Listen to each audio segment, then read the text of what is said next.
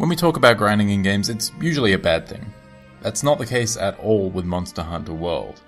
After multiple failed attempts at penetrating the notoriously grind-heavy series in the past, I can finally say that I am in and I am loving every second of that Monster Hunter goodness.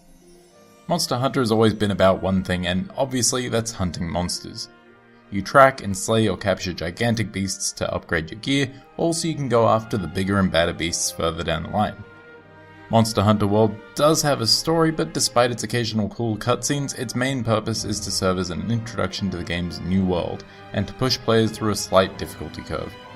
I don't think it's a stretch to refer to Monster Hunter World's campaign as a rather long tutorial, and that's not really a bad thing. The game has plenty of skills to teach you, as well as areas and monsters to adapt to, so you'll need all the help you can get before you start the quote-unquote real game once you unlock the high-rank gameplay. Whether you're making your way through the early game or the high-rank endgame content, Monster Hunter World is an incredibly satisfying gameplay experience.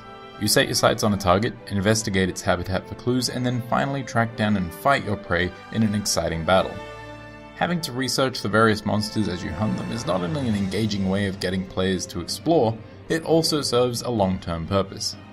Leveling up your research on each monster rewards you with intel on what their weaknesses are, where their weak spots can be located, and what materials you can harvest from a downed monster of that variety. Being able to single out a monster's weak spots and, more importantly, being able to cripple their offense is just as vital as simply tracking your prey. When you finally do manage to track your target, a process that gets faster and faster as you level up your research, it's time to take them down, and it's here that Monster Hunter World is at its most entertaining. With 14 weapons at your disposal, ranging from huge axes and hammers to fast dual blades and various ranged options, how a battle plays out can vary greatly. The pace of a fight, as well as the areas that are most vulnerable on a monster, all depend on which weapon you're using, and luckily Monster Hunter World provides all the base weapons right from the start, giving you a chance to try everything out before committing to any one of the extensive upgrade trees. No matter what you wield, Monster Hunter World's combat is deliberate and hard-hitting. Every weapon type has a surprising amount of attacks and combos on offer, and for the slower weapons in particular, launching one of the stronger attacks generally locks you into its animation until you either finish attacking or get knocked on your ass. This, in combination with learning each monster's weak points, turns every fight from a button-mashing mess into a more thoughtful, strategic encounter. Fighting a Diablos using the Charge Blade, for instance, means you'll generally be swiping at its underbelly, or its tail if you want to sever it. Hammer users, on the other hand, will most likely just want to smash it directly in the face and get some sweet horn breaks. On top of taking your weapon type into account, there are elemental damage types and ailments to consider as well. Each monster has its own weaknesses and resistance to these, so it pays to properly prepare before launching a quest or free roam expedition. Preparation in Monster Hunter World is practically half of the game. Forging armor types, upgrading weapons to do specific types of bonus damage, and harvesting materials to create useful consumables all play a part in making you the most effective hunter you can be. Alongside just upgrading your field manual, successfully hunting your prey after putting in the time to prepare properly feels really rewarding. Monster Hunter World makes everything in the game feel like it serves a greater purpose, whether you're farming materials for potions, or working towards a specific set of armor to counter every type of damage. What's more, most of the in-game harvesting takes little to no time, so you can spend more time actually finding resources to harvest.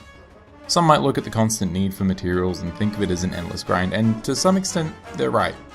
But it's so mechanically satisfying, and the rewards roll in so frequently, that in the 40 plus hours I've put in, I'm still not over it. It certainly helps that the game looks and sounds great.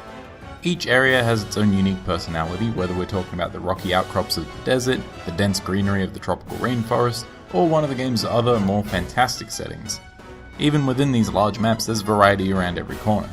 The desert zone, for instance, features huge dust bowls and cliffs, but also features a sizable swamp area, as well as various cave systems beneath the sand. On top of that, each zone feels like its own living, breathing world, with various flora and fauna that coexist with the monstrous targets that you're tasked with hunting. Even when you're mid-hunt, you might find that another monster has wandered into the fray, and if you're lucky, you get to see a Godzilla-esque throwdown. It's so cool. The game's visuals most certainly contribute to just how satisfying I found the combat as well. The slashing effect on critical hits and the elemental effects on certain attacks, combined with the game's fantastic animations, both on hunters and monsters, to make it feel like every hit is doing something. Slashing a heavily armored section of a beast will have your weapon rebound off, Smacking a monster particularly hard as it charges on you can send them reeling. The game does everything it can to make you feel like you're making an impact. The little details like damaged or frayed areas on a monster's hide, or the subtle but noticeable drip of poison coming from a beast's mouth also helps to hit home just how effective you are.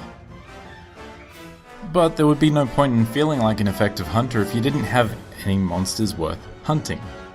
As someone who's generally approaching the series with fresh eyes, I can't think of any enemy design that fell flat for me. Whether you're looking at the stony armoured Barroth or the brightly coloured Pukei-Pukei, you get a gist of what you're in for. They even sound distinct enough for you to be able to figure out what's crept up on you without turning around. On the whole, the game sounds great too, with a soundtrack that punctuates intense battles with epic orchestral movements and softly fills the ambience during your more calm downtime. As much as I enjoyed practically everything about Monster Hunter World, it's not perfect. My main issue is with the multiplayer implementation, which is unintuitive to say the least. Joining your friends for optional quests and the like works well enough if you're on the same level, and joining someone who has shot an SOS flare into the sky is fine, but trying to help a low-level player through the story, or go on a group expedition without launching a mission first, is a bit of a disaster. Joining friends making their way through the story means you have to wait around for them to trigger and watch any new cutscenes before you can go and help them, and there's no simple way to just launch a group expedition. Also, and this is a far more minor gripe, all the text in the game is way too small. It's literally the only thing I dislike about its visual presentation, and considering how much text there is in the game between monster guides, mission details and upgrade trees, you'd think this wouldn't be an issue. Pray for me and my poor strained eyeballs. With that in mind, I gotta say, Monster Hunter World is excellent. Incredibly tired eyes and stupidly obtuse network play aside, I think I'm in love with this game. Monster Hunter World may not have an award-winning story, but it does have an incredibly rewarding gameplay loop. Find monster, kill monster, use monster bits to make new stuff, use new stuff to kill new monster, rinse, repeat. And there are just so many options when it comes to forging and upgrading your gear that, if you're like me and kind of want everything, you could be occupied for a very, very long time to come. Beyond the loop, the gameplay itself is super satisfying with deliberate, action-packed combat at its core, and it's all bundled up in colourful, varied visuals and an equally enjoyable soundtrack. If you're like me and couldn't get into the series previously, there's no better time to jump on the Monster Hunter bandwagon than right now. Veterans, you keep on keeping on.